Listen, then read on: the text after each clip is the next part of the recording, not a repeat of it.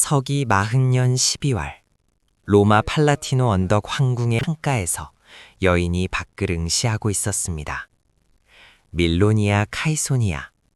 그녀의 눈동자에는 생기가 사라진 지 이미 오래였죠. 밖은 겨울 햇살이 로마의 붉은 지붕들을 따스하게 비추고 있었으니 실로 평화로운 풍경이었습니다. 하지만 그녀는 알고 있었습니다. 이 고요함이 얼마나 잔인한 거짓말인지를 말이죠. 불과 몇 달 전만 해도 그녀는 지금과 달랐습니다. 로마 상류층의 품위 있는 여성이었고 사랑하는 딸과 함께 조용하고 안정적인 삶을 꾸려나가고 있었죠. 35이라는 나이가 로마 사회에서 더 이상 젊음의 상징은 아니었지만 그녀는 자신의 삶을 누구보다 단단하게 통제하고 있었습니다. 하지만 어느 날 밤 한 연회에서 모든 것이 뒤바뀌었습니다. 황제 칼리굴라가 그녀를 처음 본 순간부터 말이죠. 우연이었을까요? 아니, 어쩌면 우연처럼 보였을 뿐일지도 모릅니다. 25살의 젊은 황제는 이미 로마 전체를 공포의 도가니로 몰아넣은 지 오래였습니다. 자신을 신이라고 선언한 그에게 감히 반박할 수 있는 자는 단 한 명도 없었으니까요. 그리고 연회장에서 칼리굴라의 시선이 카이소니아에게 고정된 그 순간 그녀의 운명은 이미 결정된 것이나 다름없었습니다.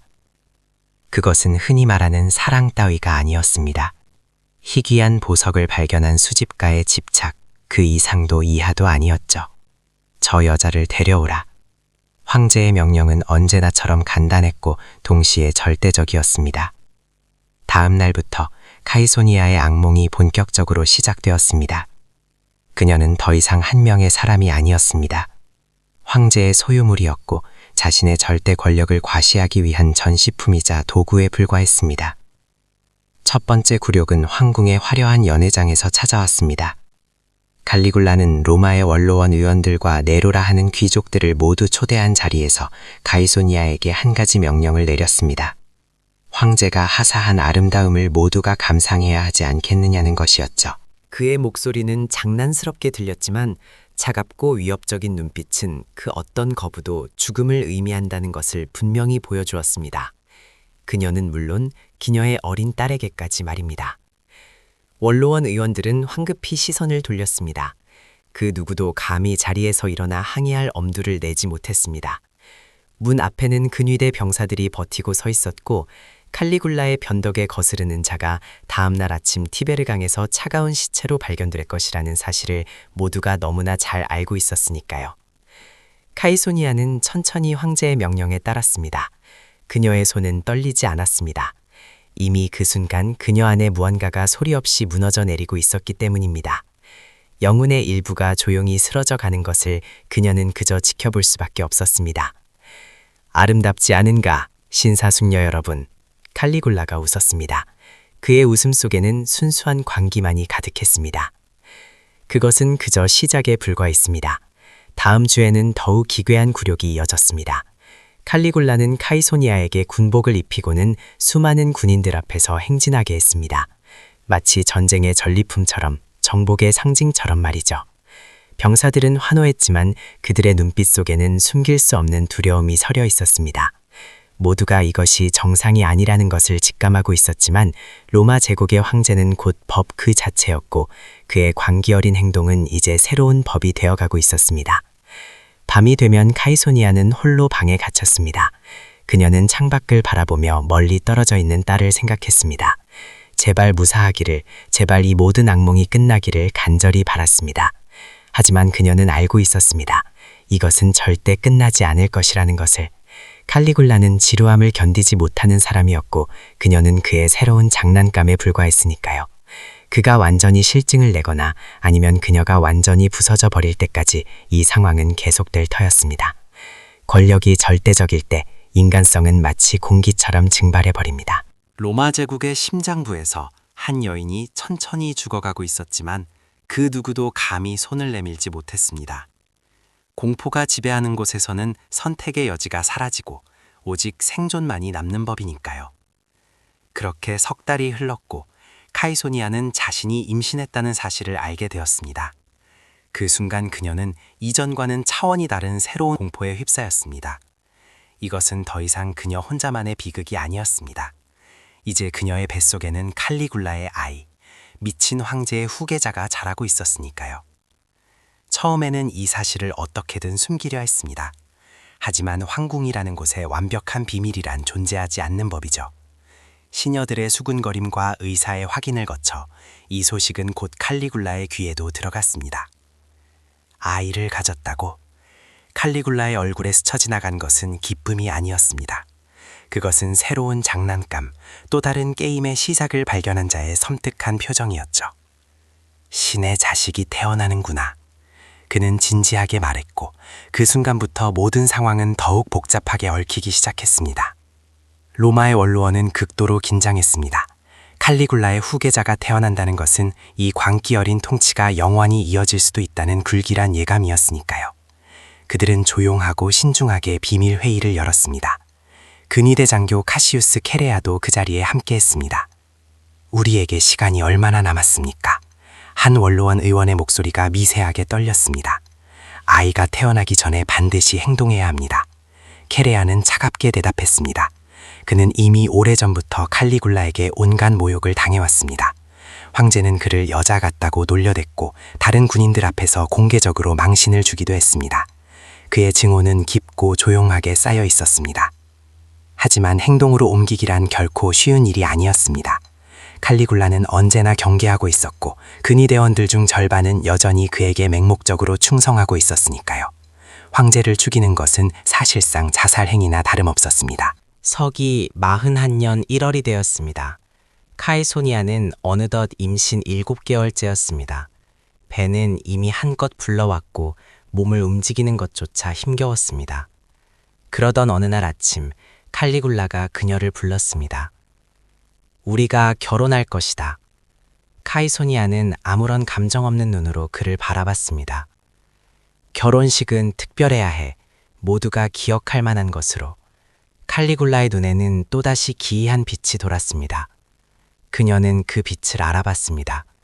그가 새로운 잔혹한 계획을 품고 있을 때 나타나는 바로 그 섬뜩한 빛이었으니까요. 내 아이를 낳을 여자는 황후가 되어야 하지 않겠느냐? 그의 말은 겉으로는 그럴듯한 논리처럼 들렸습니다. 하지만 카이소니아는 알고 있었습니다. 이것은 합리성 따위가 아니라는 것을. 그저 자신의 절대적인 권력을 또 한 번 과시하려는 잔혹한 유희일 뿐임을 말이죠.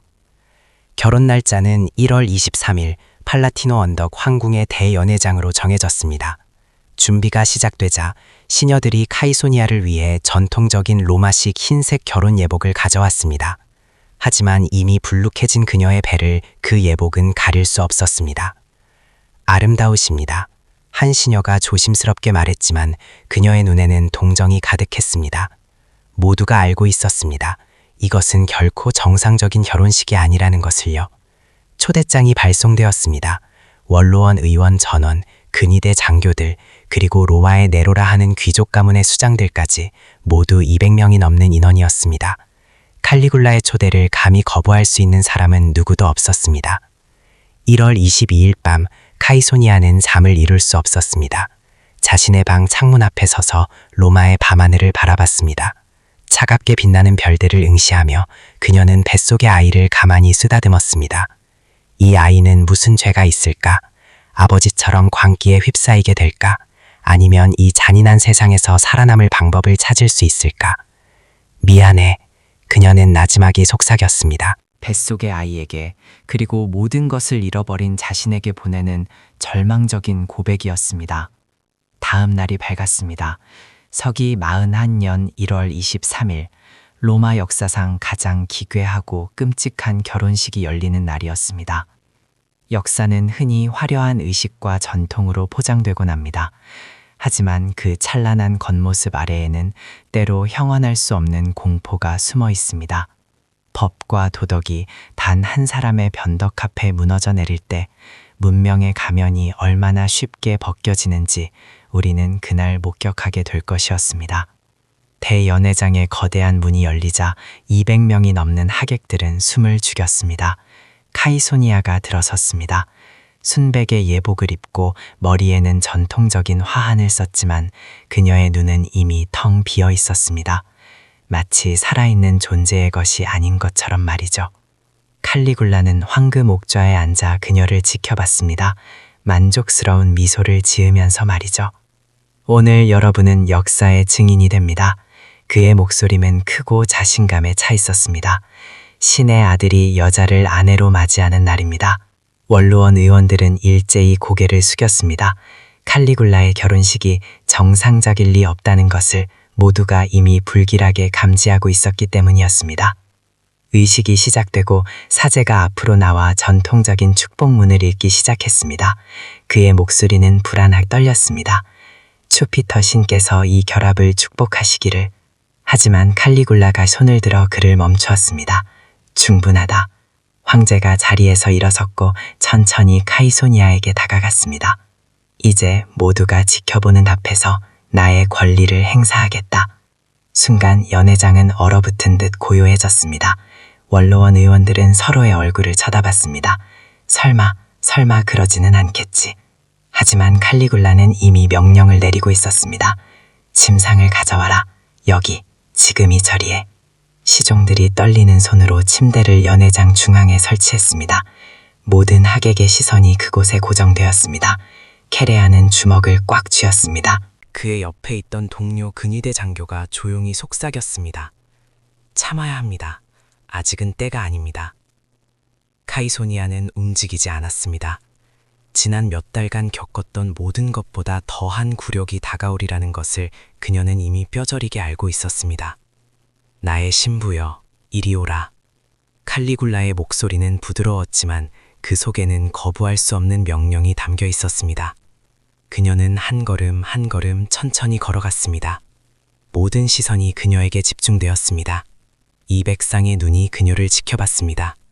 한 원로원 의원이 자리에서 일어나려 했지만 옆 사람이 그의 팔을 붙잡고 조용히 속삭였습니다. 죽고 싶습니까? 그는 다시 자리에 주저앉았습니다. 이것이 바로 칼리굴라가 원했던 것이었습니다. 완전한 권력의 증명. 이 제국에서, 이 세상에서 그가 원하는 것은 무엇이든 할 수 있다는 것. 법도, 도덕도, 전통도 그를 막을 수 없다는 것을 만천하에 드러내는 것이었죠. 연회장은 죽음처럼 고요했습니다. 밖에서는 로마 시민들이 평범한 하루를 보내고 있었습니다. 상점에서 물건을 사고 광장에서 이야기를 나누고 아이들이 골목에서 뛰어놀았죠. 하지만 황궁 안에서는 제국의 심장이 썩어가고 있었습니다. 카이소니아는 침상 앞에 섰습니다. 그녀의 몸은 떨리지 않았습니다. 이미 그녀 안에 모든 것이 죽어버렸기 때문입니다. 시작하라. 칼리굴라가 명령했습니다. 그리고 그날 로마 제국의 가장 어두운 순간 중 하나가 펼쳐졌습니다. 200명의 로마 최고 2층 인사들이 지켜보는 가운데 한 여인의 마지막 존엄성마저 처참하게 짓밟혔습니다. 시간이 얼마나 흘렀는지 아무도 몰랐습니다.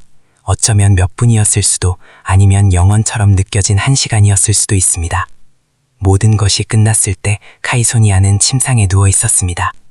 눈은 감겨 있었지만 그녀는 이미 죽어 있었습니다. 영원히 육체를 떠난 것이나 다름없었습니다. 칼리굴라는 일어나 옷을 정리했습니다. 그리고 하객들을 향해 활짝 웃었습니다. 이제 여러분은 모두 공범입니다. 그가 선언했습니다. 그리고 그것은 진실이었습니다. 이 방에 있던 모든 사람이 침묵으로 이 잔혹한 범죄를 허락했습니다. 악은 종종 거대한 폭력으로 나타나지 않습니다. 때로는 방관하는 침묵으로, 행동하지 않는 선택으로 완성되는 법이니까요. 그날 밤 로마의 권력자들은 모두 한 여인이 파괴되는 것을 지켜보았고 그들의 침묵이 그들을 공범으로 만들었습니다. 밤은 깊었지만 로마의 권력자들은 그 누구도 잠들 수 없었습니다. 원로원 의련들은 각자의 저택으로 돌아갔지만 그들의 얼굴은 창백했고 손은 여전히 미세하게 떨리고 있었습니다. 그들이 목격한 것은 단순한 폭력이 아니었습니다. 그것은 문명의 종말을 알리는 섬뜩한 예고편이나 다름없었습니다. 인간의 존엄성이 한 사람의 광기 앞에서 얼마나 쉽게 무너져 내리는지를 적나라하게 보여주는 추악한 장면이었으니까요. 케레아는 그날 밤 신뢰하는 동료 장교들을 한자리에 모았습니다. 더 이상 기다릴 수 없습니다. 그의 목소리는 낮고 단호했지만 그 속에는 이글거리는 분노와 결의가 담겨 있었습니다. 내일입니다. 내일 끝내야 합니다. 다른 장교들도 고개를 끄덕였습니다. 그들 역시 한계에 도달해 있었습니다. 오늘 밤 그들이 목격한 참상은 마지막 확신을 주었죠. 칼리굴라는 더 이상 황제가 아니었습니다. 그는 로마 전체에 대한 치명적인 위협이었습니다. 계획은 밤새도록 조용하고 신속하게 세워졌습니다. 1월 24일 팔라티움 경기장에서 연극 공연이 있을 예정이었습니다. 칼리굴라는 연극을 유난히 좋아했습니다. 그가 공연을 마친 뒤 좁은 복도를 지날 때가 바로 기회였습니다. 복잡하고 화려한 황궁에서 외부인의 눈을 피해 황제에게 접근할 수 있는 몇 안 되는 완벽한 장소였으니까요. 한편 카이소니아는 자신의 방에 누워 있었습니다. 시녀들이 그녀를 깨끗이 씻기고 약을 발라주었지만 그녀는 그 어떤 반응도 보이지 않았습니다. 눈은 뜨고 있었지만 아무것도 보고 있지 못하는 듯했습니다. 부인, 물 좀 드세요. 시녀가 조심스럽게 물었지만 그녀는 미동도 없었습니다. 카이소니아는 천천히 고개를 돌려 자신의 배를 쓰다듬었습니다. 아이가 안에서 미약하게 움직이는 것을 느낄 수 있었죠. 살아남아야 해. 그녀가 나지막이 속삭였습니다. 자신에게 그리고 뱃속의 아이에게 보내는 유일한 메시지였습니다. 하지만 그녀는 냉정하게 알고 있었습니다. 이 세상에서 칼리굴라의 아이로서 살아간다는 것이 무엇을 의미하는지, 그리고 그 길이 얼마나 고통스러울지 말입니다. 1월 24일 아침이 밝았습니다. 칼리굴라는 기분이 무척 좋았습니다. 어젯밤의 승리를 축하하며 과하게 포도주를 마셨지만 그는 여전히 자신이 무적이라고, 아니 신이라고 굳게 믿고 있었습니다. 오늘은 연극을 보러 가야지. 그가 카이소니아에게 아무렇지도 않게 말했지만 그녀는 아무 대답도 하지 않았습니다. 정오가 되자 칼리굴라는 근위대를 거느리고 팔라티움 경기장으로 향했습니다. 카이소니아는 황궁에 남겨졌습니다. 전날의 충격과 임신으로 인한 육체적 피로가 겹쳐 그녀는 움직일 힘조차 남아있지 않았습니다. 경기장은 이미 사람들로 가득했습니다. 연극이 시작되었고 칼리굴라는 자신의 특별석에서 즐겁게 공연을 관람했습니다. 공연이 끝나자 그가 일어나 복도로 향했습니다. 좁고 어두운 복도. 바로 그곳에서 케레아가 다른 동료들과 함께 기다리고 있었습니다. 폐하, 케레아가 허리를 숙였습니다. 칼리굴라는 그를 스쳐 지나가려 했습니다. 바로 그 순간이었습니다. 케레아의 검이 번쩍였습니다. 첫 번째 일격이 칼리굴라의 목을 스쳤습니다. 뭐 하는 짓이냐? 칼리굴라가 비명을 질렀지만 이미 너무 늦었습니다. 다른 장교들이 사방에서 달려들었습니다. 두 번째 칼이 그의 가슴을 찔렀고, 세 번째 칼은 등에, 네 번째는 옆구리를 갈랐습니다. 칼리굴라는 바닥에 쓰러졌습니다. 붉은 피가 차가운 돌바닥에 빠르게 퍼져나갔습니다. 나는 신이다! 그가 마지막으로 숨을 헐떡이며 말했지만 그 누구도 멈추지 않았습니다. 30번이 넘는 칼질이 이어졌습니다. 각자의 분노를, 각자의 복수를, 각자의 해방을 그 칼날에 담았죠. 마침내 모든 것이 끝났습니다. 로마 제국의 가장 광기 어린 황제가 자신의 피웅덩이 속에 누워 있었습니다. 그의 눈은 여전히 크게 뜨여 있었고 그 속에는 믿을 수 없다는 표정이 그대로 남아 있었습니다. 끝까지 그는 이해하지 못했습니다. 자신이 신이 아니라 다른 모든 인간과 다를 바 없는 연약한 존재였다는 것을, 그리고 모든 인간은 결국 죽음을 맞이한다는 것을 말입니다. 케레아와 다른 장교들은 황궁으로 달려갔습니다. 그들의 임무는 아직 끝나지 않았습니다. 복수는 때때로 정의처럼 보이지만 그것이 가져오는 것은 또 다른 피의 순환일 뿐입니다. 한 폭군의 죽음은 끝이 아니라 또 다른 비극의 시작에 불과했습니다. 진짜 비극은 이제 막 절정을 향해 치닫고 있었습니다. 카이소니아는 자신의 방 창밖을 바라보고 있었습니다. 멀리서 소란이 들려왔습니다. 발소리, 외침, 그리고 무언가가 무너져 내리는 듯한 소리까지. 그녀는 정확히 무슨 일이 일어났는지 알지 못했지만 직감할 수 있었습니다. 드디어 변화가 찾아왔다는 것을. 문이 거칠게 열렸습니다. 근위대 병사들이 들어왔습니다. 그들의 옷에는 선명한 피가 묻어 있었습니다. 밀로니아 카이소니아, 한 병사가 차갑게 말했습니다. 황제가 죽었습니다. 당신과 당신의 아이도 함께 가야 합니다. 카이소니아는 놀라지 않았습니다. 오히려 이상하리만치 깊은 평온함이 그녀를 감쌌습니다. 마침내 끝이 온다는 것, 이 모든 악몽이 정말로 종료된다는 것을 말입니다. 제 딸은 어디 있습니까? 그녀가 조용히 물었습니다. 칼리굴라의 아이가 아닌 그녀의 첫 번째 딸을 말하는 것이었습니다. 그 아이는 당신의 가족에게 돌아갈 것입니다. 칼리굴라의 피가 아니니까. 병사가 냉정하게 대답했습니다. 카이소니아는 눈을 감았습니다. 감사했습니다. 적어도 한 명의 아이는 살아남을 수 있다는 것에. 그녀는 천천히 일어섰습니다. 뱃속의 아이가 미약하게 움직이는 것을 다시 느꼈습니다. 이 아이는 세상을 보지 못할 것입니다. 아버지의 광기도, 어머니의 눈물도. 준비됐습니다. 그녀가 조용히 말했습니다. 병사들이 그녀를 이끌고 나갔습니다. 복도를 지나 계단을 내려가 안뜰로 향했습니다. 그곳에는 이미 칼리굴라의 시신이 누워 있었습니다. 피투성이가 된 채 한때 스스로를 신이라 불렀던 남자는 이제 그저 차가운 고깃덩어리에 불과했습니다. 카이소니아는 그를 내려다봤습니다. 증오도 슬픔도 느껴지지 않았습니다. 그저 모든 것을 삼켜버린 듯한 공허함만이 가득했습니다. 무릎 꿇으시오. 병사가 명령했습니다. 그녀는 천천히 무릎을 꿇었습니다. 로마의 하늘은 푸르고 맑았습니다. 이상하리만치 아름다운 날이었습니다. 칼이 번쩍였습니다. 그리고 모든 것이 끝났습니다. 밀로니아 카이소니아의 고통이, 두려움이, 그리고 그 모든 굴욕이 마침내 종지부를 찍었습니다. 하지만 이야기는 여기서 끝나지 않았습니다.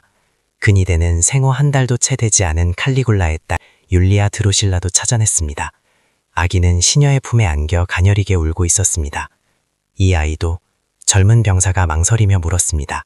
명령입니다. 칼리굴라의 혈통은 완전히 끊어야 합니다. 지휘관이 냉정하게 대답했습니다. 아기는 한순간에 벽에 내동댕이 쳐졌고 작은 생명은 순식간에 꺼졌습니다.